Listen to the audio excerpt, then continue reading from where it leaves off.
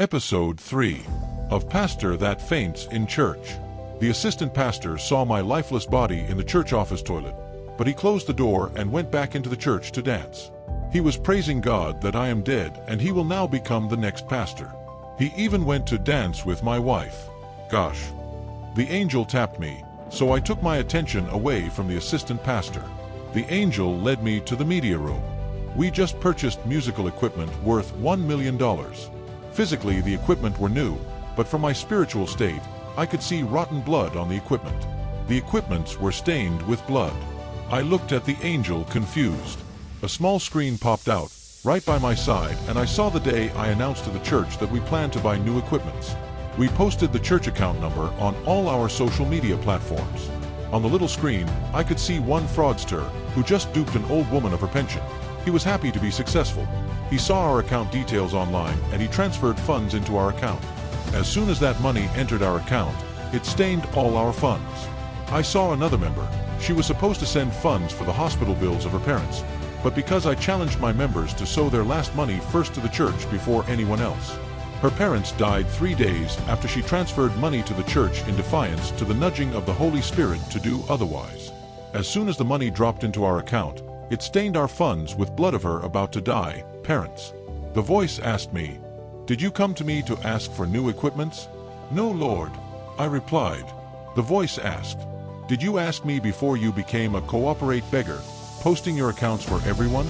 "No, Lord, I'm sorry, Lord," I replied.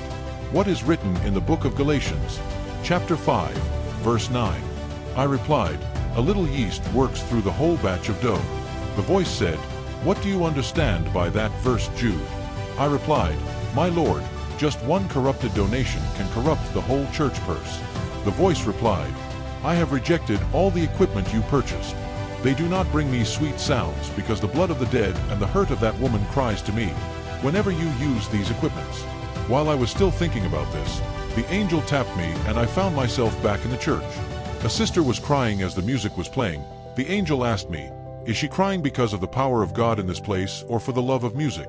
A small screen opened up before me. I saw the same sister crying while watching a movie. The screen changed and I saw the same sister crying for joy when she attended the concert of a popular half-naked singer. The voice said, "You focus more on the physical side of ministry rather than the spirit behind the ministry.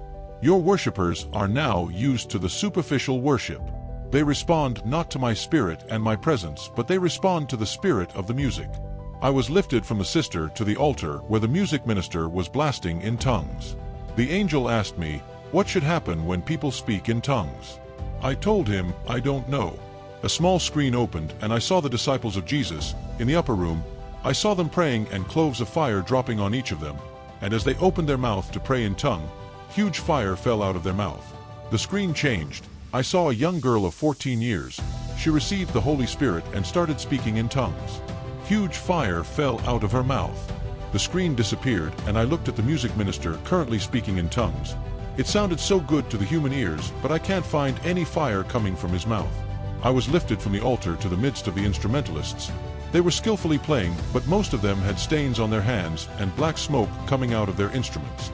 The keyboardist hands were stained from playing at the club. The guy playing the sax had a mouth stained with fornication. The voice spoke, "Who are these?"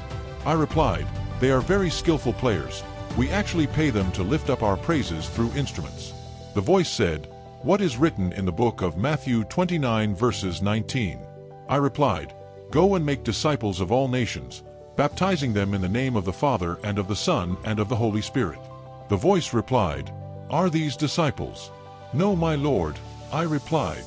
The voice replied, "These are hirelings, these are not disciples. These are dogs, musical prostitutes who follow the highest bidder. These are not children. Their playing is an abomination unto me." Just that instant, I was lifted up in a flash. I found myself at a different throne. Mercy was seated on the throne and fresh blood dropped from his palms. He said, "Jude, only those who worship me in spirit and truth pleases me. You have worked hard with flesh and all your efforts have been wasted and I have no records. I will have mercy on you and send you back.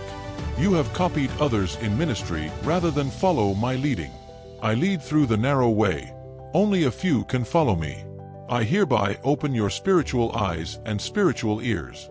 I will lead you my way from now on. Go back. As I heard that word, go back, I woke up in the toilet.